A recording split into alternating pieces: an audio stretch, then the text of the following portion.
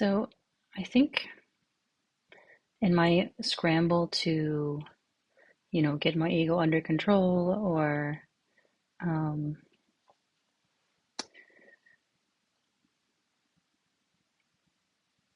deny it or downplay it or, not let it have so much power, I can miss important things. Um,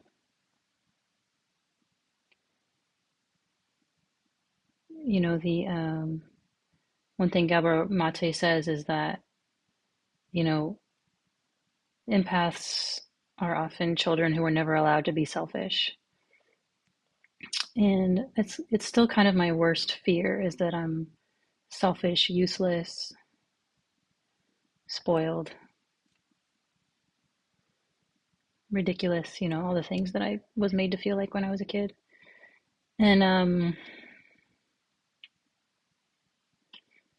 And all of that feeds into a deep core belief that I'm fundamentally flawed, which I recognize it as a belief.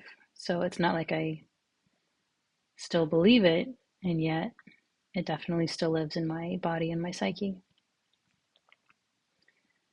It shows up sideways um, in a lot of different ways, including my constant wish to save the world. That's a good way to prove that you're worthy, right? Save everybody. I used to have elaborate fantasies when I was a tween or maybe a young teen, maybe like 14, and that I saved the lives of all the cute guys that I liked, all the cool guys that I liked. Yeah, then they had to be my friend if I did that, right? It's a it's a way of trying to grasp for control, trying to control how others feel about me instead of being exactly who I am and letting people feel whatever they want to feel.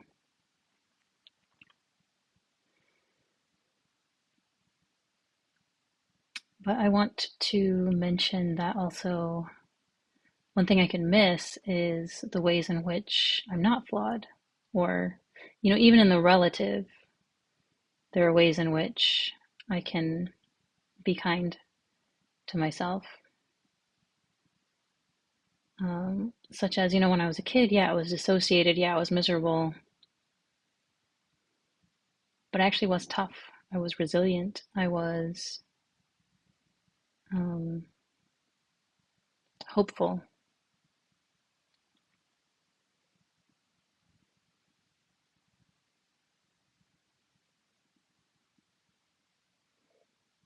And the fact that that hopefulness is still here and now it's not as necessary anymore because I don't need to hope, I'm already here. Um, Still sweet, it's sweet that a miserable little girl was still hopeful and thoughtful. I worked so hard,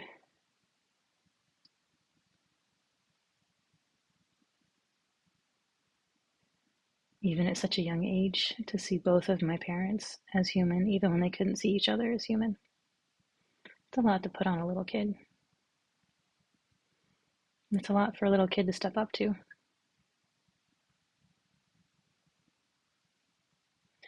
They were both not completely terrible, but they're both very flawed parents in their own ways, and very flawed people who lived out of projection. And they couldn't be honest. They couldn't look in the mirror.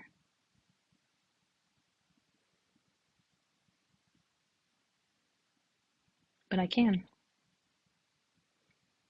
Even as a little kid, I wasn't necessarily that great at looking in my own mirror, but um, I could see things they couldn't see.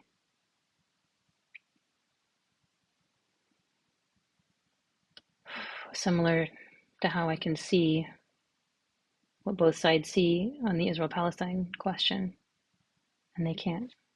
They can't see each other at all. I mean, Palestinians are much better.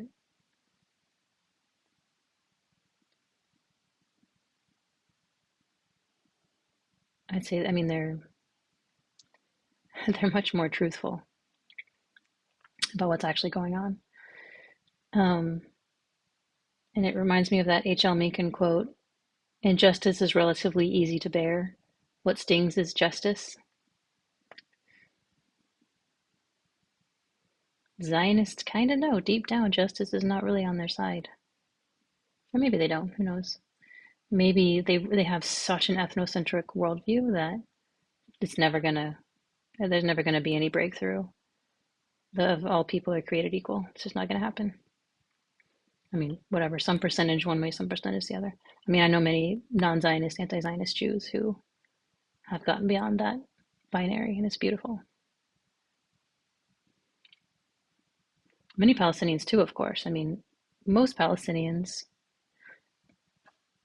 I'll be very quick, most Palestinians have already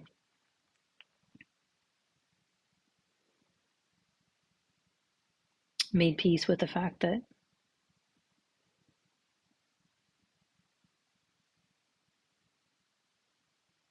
they can coexist on the land. Most Zionists have not. Inequality, I should say, with liberty and justice for all. Most Palestinians could reconcile themselves to that. Most Zionists cannot. Anyway,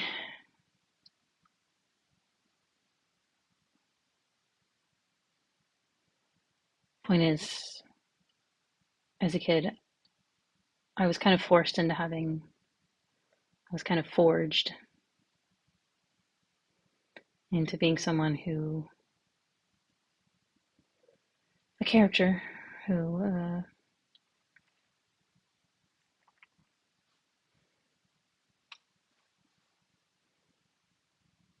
could see things that the grown-ups couldn't see, and the other kids didn't bother much. My brother and sister.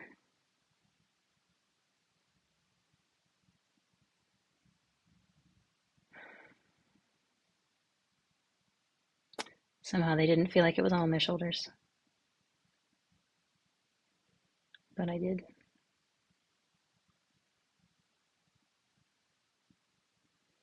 But yeah, I mean, things like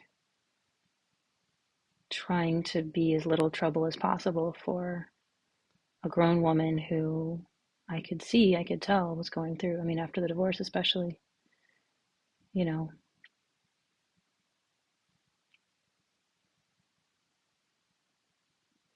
it was a lot. She was having a really hard time, and trying to be as little of a nuisance as possible was kind. Maybe it's not what a kid should feel like she needs to do, but if a little kid does it, it's not just it's not all badness. It's also, I can be proud of myself. That doesn't excuse anything,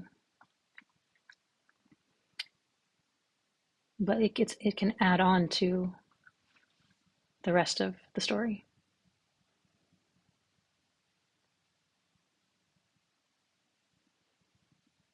And my kind of hermit phase, while I'm trying to stay away from resonances that I find exhausting, or psyches that big pools of projection that feel like you're a little kid with divorced parents all the time because everyone's you know projecting and denying, nobody's looking in the mirror.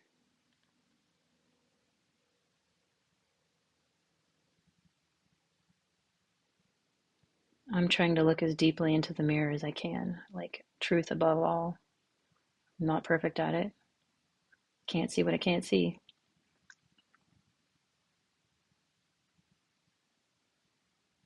I'm doing my best to get into whatever nooks and crannies and all of that. And it's not just selfish, it's not just self indulgent. It's also, there's a real love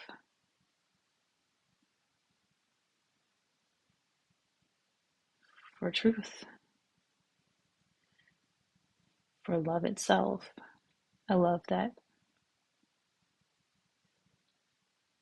isn't a projection or a cultural pose. I want to know what it really is. I don't want to fake it.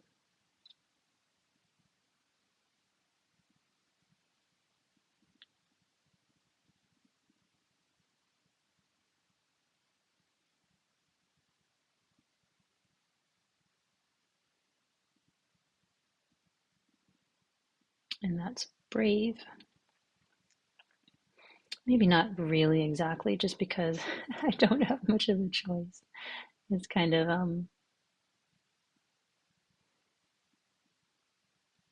I've kind of been, like I said in another video, kind of cattle shooted down to this path.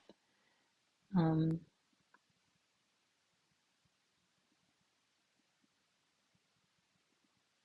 so can I love that fate? What else are you gonna do? Oh, I hate this fate. I'm just gonna be real grumpy the whole time.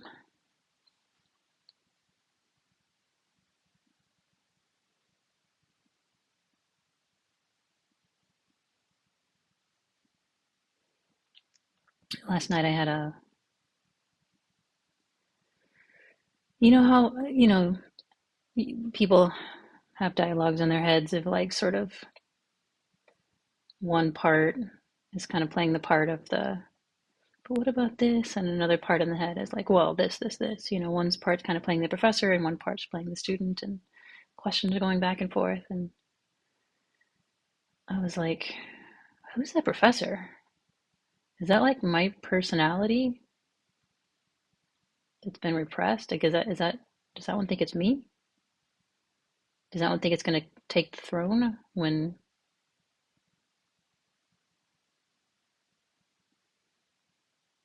whatever this current persona,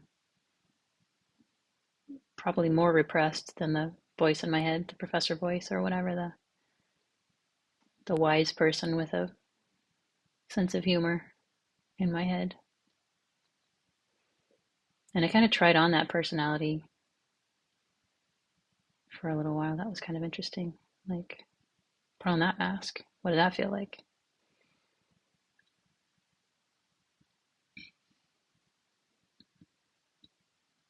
Just so much random stuff to explore, experiment with.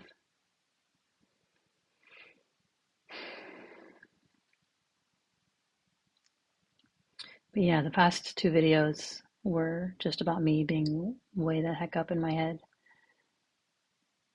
Just kind of a storm. Sometimes it seems like they just have to play themselves out over and over and over again until you finally get to a point where you're like, that old chestnut again? Been there, done that. We don't need to do this anymore.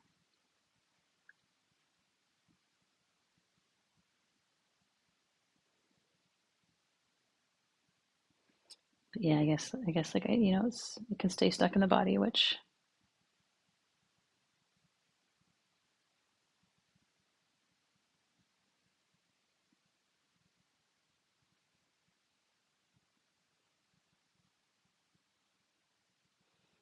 Angelo mentioned on another video that a lot of people kind of circle the fire and keep in its and keep burning themselves. And it's only when you actually dive into the fire that you stop burning yourself, ironically. The fire of whatever feelings are trying to be felt. And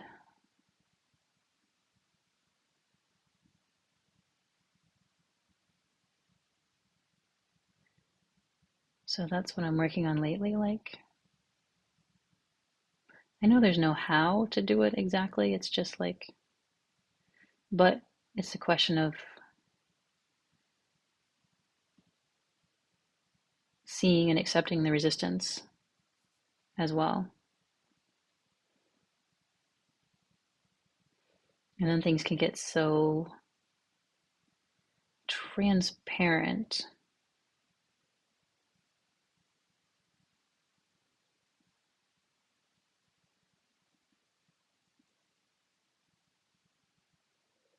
Like there's just nothing but sensation, nothing but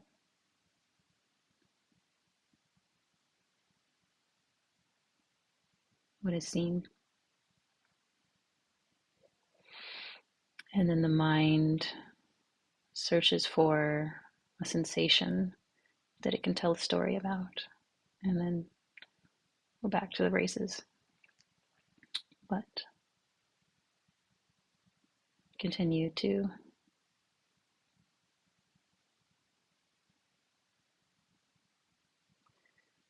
touch into that spaceless space. The mind hates it so much. The mind does not have anything to say at all.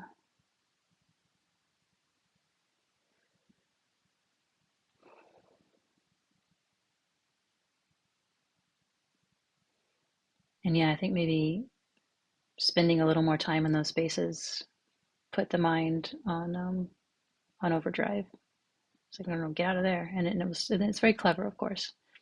I mean, the human mind, it's whatever the hell it is, however, it's weird that it can be so destructive and so constructive, so funny and so mean, so kind and so crazy. What are those thoughts? Where do they come from?